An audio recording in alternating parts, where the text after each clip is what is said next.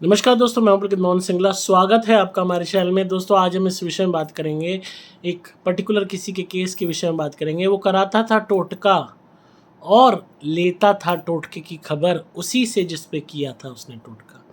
बहुत ही विचित्र और बहुत ही एक ऐसी प्रैक्टिस है जो काफ़ी कॉमन है, जो ब्लैक मैजिक करने वाले लोग करते हैं। जहाँ इस केस में भी ये हुआ कि यहाँ एक भाई दूसरे भाई पे धंधा बंद करने के लिए उस पे टोटके कराता था। दोनों का धंधा रबड़ का था और दोनों का रबड़ का काम था और रबड़ बनाते थे।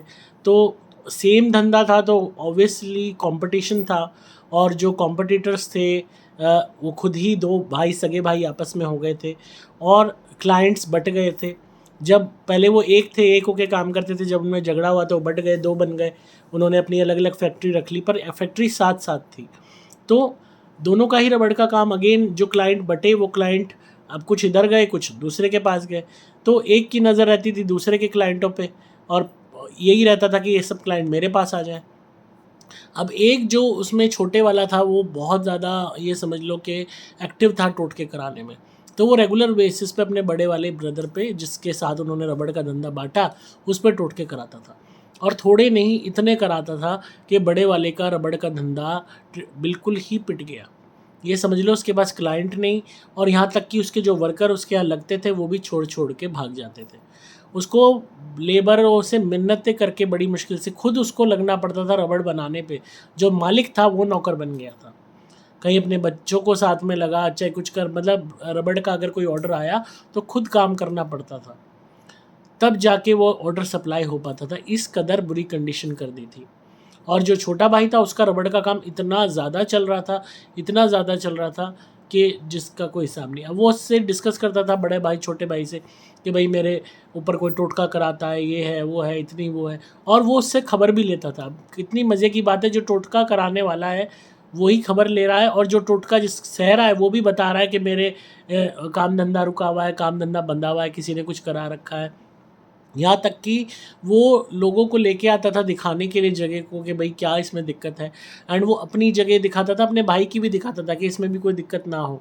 और वो खूब अच्छे से सारी इन्फॉर्मेशन लेता था, क्योंकि टोटका कराने वाला तो वो खुद था, छोटा भाई। तो वो देखता था कि अच्छा, अब ये इसको लाया अपना वो ठीक कराने के लिए। और फिर उसके कुछ ही टाइम बाद और ज़्यादा बेड़ा गर्क हो जाता था, क्योंकि वही वाली बात है, चोरों से मोर मरवाने वाली बात है, कि जो खुद टोटका कर रहा था उसके पास सारी इन्फॉर्मेशन ईज़िली जा रही थी, क्योंकि साथ में से धंधा था। और वो बड़ा भाई छोटे भाई को बताता था कि भाई मेरे को लग रहा है किसी ने कुछ करा रखा है, मुझे ऐसा फ़ील हो रहा है, मुझे वैसा फ़ील हो रहा है, मेरा काम नहीं चल रहा। कभी उसका एक्सीडेंट हो गया, कभी कुछ, कभी कोई और दिक्कत आ गई। तो वो पल पल की अपडेट्स लेता था छोटा भाई, कि हाँ अब इसकी प्रॉब्लम ये हो रही है कि नहीं, अब वो हो रही है कि नहीं टोटके से। अच्छा, मैंने वो टोटका किया था तो ये वैसे बर्बाद हो रहा है कि नहीं। यहाँ तक कि रात को 12 बजे बाद भी पूजाएँ होती थी, दुनिया भर के तंत्र मंत्र की चीज़ें होती थी, टोटके होते थे। एंड वो चीज़ इतनी ज़्यादा होती थी कि लिटरली सड़क पे आने की नौबत हो गई थी उसके बड़े भाई की, छोटे भाई और छोटा भाई इतनी मौज, क्लाइंट इतने कि विदेशों तक में रबड़ जा रही थी, इतनी मौज। जबकि वही क्लाइंट, वही रबड़, वही मशीनें, वही सब कुछ, वही जो नाम पहले हुआ करता था, सिर्फ बटा था। तो यहाँ पे टोटके जलन के कारण, एक पर्सनल नफ़रत के कारण इतनी बढ़ गई थी भाई भाइयों के बीच, कि एक भाई रबड़ का धंधा अपना चाहता था कि सबसे ऊंची उस पे हो, और दूसरे भाई को बर्बाद करने पे तुला हुआ था। और टोटके होते रहते थे, होते रहते थे, होते रहते थे, और इस हद तक हुई कि जिसका कोई हिसाब नहीं। एंड ये, मतलब ये समझ लो, फिर धीरे धीरे उसको समझ आया कि हाँ ये टोटके कराता है और इसी वजह से ये सब हो रहा है। उसने टोटके बंद करवाए वो बड़ी मुश्किल से, कैसे भी करके। और तब जाके उसकी, ये समझ लो, थोड़ी सी स्थिति सुधरी। उनका आपस में झगड़ा भी हुआ, क्योंकि वो रोक लगाता था कि या कि हाँ ये कैसी पूजा हो रही है, कैसा वो हो रहा है, ये पूजा यहाँ नहीं करनी, वो नहीं करनी। अब हालांकि और रात के टाइम किस टाइप की पूजा हो रही है, तो आपस में झगड़े हुए, बानेबाजी हुई, इस टाइप की हो रही है, उसकी हो रही है, ये हो रही है, वो हो रही है। पर वो हो रही थी उसको बर्बाद करने की, दूसरे वाले को। तो वो बड़ी मुश्किल से उसने रुकवाई, जिससे कुछ हद तक वो स्टेबल हुआ। अदरवाइज़ वो उसको बर्बाद करने में पूरी तरह तुल गया था। फिर वो हमारे पास आए, हमने रेमेडीज़ कराई, तब जाके उनकी स्थिति सुधरी। और ये समझ लो, पर टोटके का सिलसिला अभी भी उस आदमी का बंद नहीं हुआ। फिर भी वो गुपचुप तरीके से छोटा भाई रबड़ वाला टोटका बड़े भाई पे रबड़ वाले पे करता ही रहता है। वो वही वाली बात है, जिसको एक बारी आदत बन जाती है टोटका करने की, वो टोटका करे बगैर नहीं रह पाता। आप कहते हो ना कि कोई भी हमारा दुश्मन है वो रुक जाएगा क्या? जो गंदा आदमी है, जो दुश्मन बन गया है तुम्हारा, जो तुम पे टोटका करा रहा है, वो कभी नहीं रुकेगा।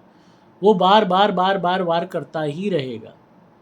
इसीलिए लोग जब हमसे रेमेडीज़ लेते हैं, वो ठीक हो जाने के बावजूद भी धुनी बंद नहीं करते, नारियल उतारे बंद नहीं करते, क्योंकि उन्हें पता है उनके दुश्मन बार बार बार बार टोटके कराते हैं।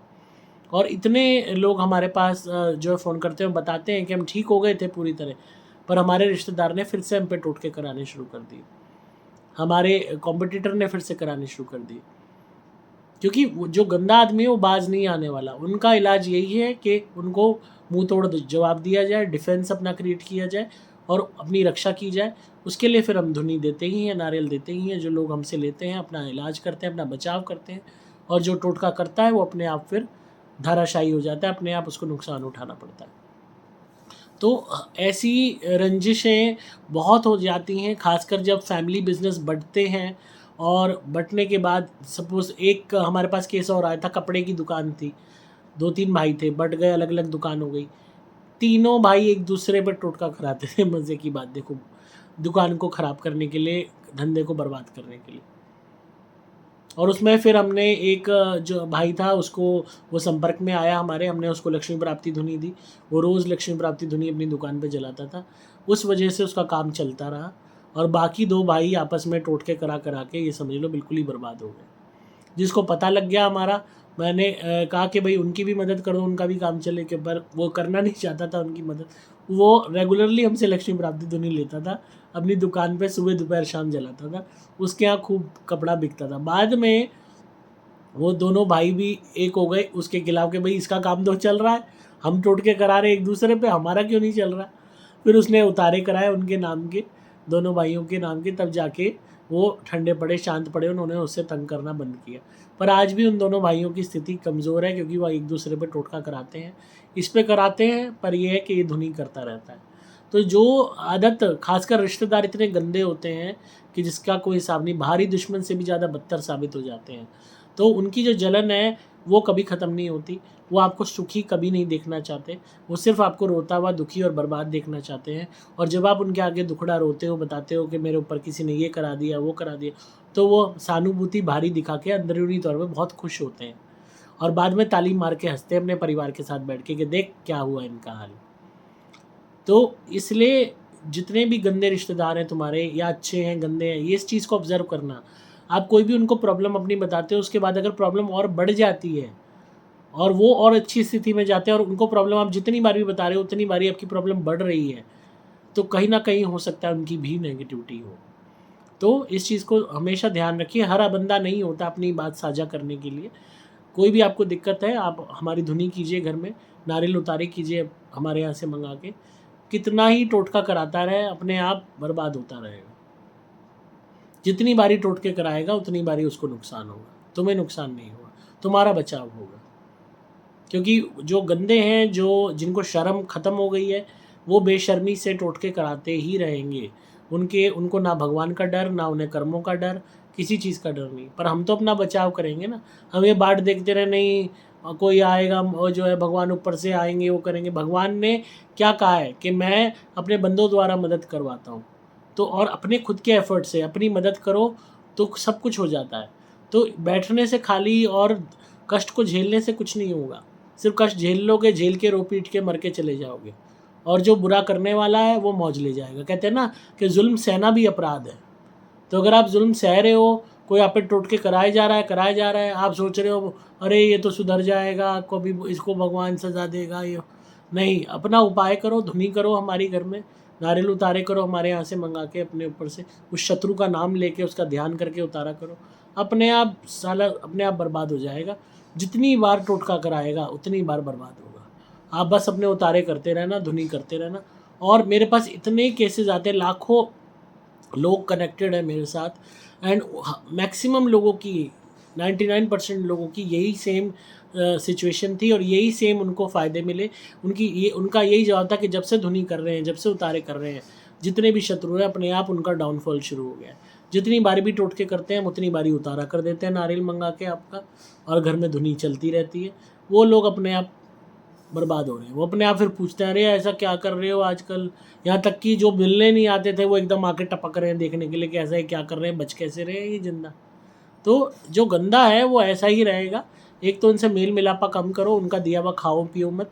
मिठाई लेके आ रहा है कोई और चीज़ लाए, ये सब लोग पढ़वा के मिठाई देने वाले लोग हैं, गंदे लोग हैं जिनके मन में तुम्हारे प्रति कड़वाहट भरी हुई है, वो बड़ा नफरत है। वो कभी तुम्हारा भला नहीं चाहेंगे, त्यौहार पे भी तुम्हारा भला नहीं चाहेंगे। तो अपना भला खुद करो। ऐसे लोगों के साथ अपने उठना बैठना है ठीक है, खाने पीने पे अपने अवॉइड करो। और मुंह बनाता है 10 बारी बना, बात नहीं करनी 50 बार मत कर। कोई आज के टाइम में किसी के लिए खड़ा नहीं है, सब रिश्तेदार सिर्फ नाम चार के हैं, दिखावे के हैं। असल में मदद करने कोई नहीं आता। जब अपने ऊपर बीतती है, बीमारी हाली होती है, कोई परेशानी होती है, मिनट में पीठ दिखा देते हैं। और खुद की मदद करने से ही मदद होती है। तो इस एक्सपेक्टेशन में पड़े रहो, नहीं अगर हमने जो है वो कुछ हमने उपाय कर लिया तो ये शायद हमारी मदद ना करे, या हमने इसका दिया नहीं खाया तो शायद ये मदद ना करे। 4 बार ना करें। एक केस था और एक बताता हूँ, उसमें एक भाई दूसरे भाई को टोटके का खाना खिलाता था बुला बुला के कि आज मैंने भंडारा किया है आजा खा ले, आज मैंने ये किया वो खा ले। वो खाता था, बीमार पड़ता था, उसको भूत प्रेतों के सपने आते थे, पितरों के सपने आते थे नेगेटिव। और उसके बच्चों ने समझाया भाई तू इसका दिया मत खाया कर, इसके भंडारों में जाके मत खा, ये टोटका करता है और तभी तुम बीमार पड़ते हो। उसकी बीवी ने भी समझाया पर वो नहीं माना, नहीं मेरा भाई है, मेरा भाई तुम बुरा कर नहीं सकते। जितनी बार भी उसके भंडारे में खाया उतनी बारी बीमारी। फिर जब एक दिन उसने फिर भंडारा करा एकादशी पे और कहा भाई आजा मेरे यहाँ खाना है आजा, और उसने अपनी बीवी बच्चों की बात मानी, इस बार यूँ नहीं गया। वो भाई उसी बात पे दुश्मन बन गया कि तू आया कैसे नहीं, क्योंकि उस टाइम और भी प्रिपरेशन कर रखी थी टोटके की तगड़ी, वो प्रिपरेशन फेल हो गई। तो काटो तो खून नहीं हो रहा भाई, हर एक के 100 काम हो सकते हैं, नहीं आ पाया बंदा फिर आ जाएगा, अगली बार ही आ जाएगा। उसमें मुंह फुला के झगड़ा करने की या बातचीत बंद करने की या खूब कलेश करने की जरूरत क्या है। पर कलेश क्यों करना पड़ रहा है, क्योंकि पूरी योजना खराब हो गई। टोटके का जो तैयार किया गया था खाना वो अलग नहीं खिला पाया। भंडारे में आप कहोगे वो तो सबके लिए एक सा बनता है, वो क्या करता था भंडारे में खाना जो बनता था उसमें से खाना प्लेट में निकलवा के तब ऊपर मंगाता था किचन में, फिर उसके बाद ऑफिस में और अपने जब खिलवाता था। अब वहाँ पे क्या मिलावट कर देता था वो वही जाने। तो इतनी बदमाशी थी। अब भंडारे में जहाँ बट रहा है वहाँ से कोई लेके खा रहा है तो बात अलग है, अलग से थाली तुम्हारे नाम की अलग ले जाई जा रही है पहले, फिर वो उसे कमरे में ले जाया जा रहा है रसोई में, फिर उसके बाद प्लेट में डाल के फिर अलग से लेके आया जा रहा है। उतने भीतर में ही टोटके हो जाते हैं। तो फिर उसके बाद उसको आदमी को एहसास हुआ कि मेरा भाई टोटकेबाज था। तो इसलिए बुरा मानते हैं 4 बारी बुरा माने, अपना सेफ गार्ड करो, ना कहना सीखो भैया हमें नहीं खाना। और जितना अपना बचाव करोगे और देखो कि बार बार बताते हो जिसको टोटके की बात, क्या वो बात फैलाता है।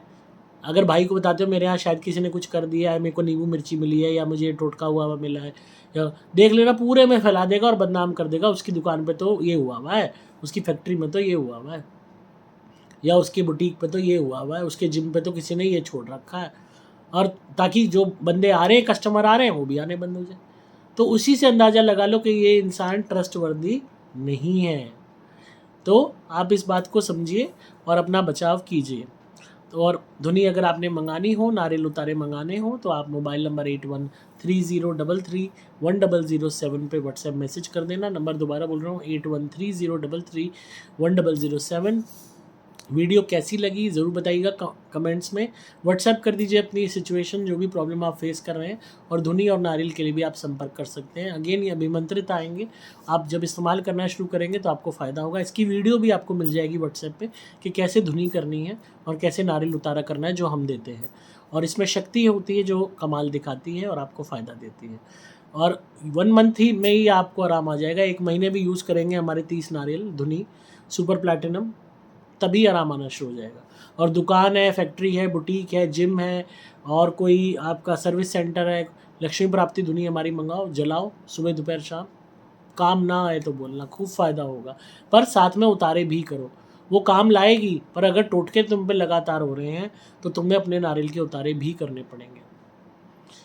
तो आई होप वीडियो आपको पसंद आई हो, तो इसी तरह सुनते रहिए, प्यार देते रहिए। कमेंट्स में अगेन ज़रूर प्लीज़ बताइए वीडियो कैसी लगी। लाइक ज़रूर किया करो, शेयर ज़रूर किया करो, बेल बटन दबा दिया करो नोटिफिकेशंस के लिए। ग्रो करो इसको, चैनल को, ताकि और भी लोगों का भला हो सके, लोगों को नेगेटिविटी से मुक्त किया जा सके। मैं हूँ आपका दोस्त पुलकित मोहन सिंगला।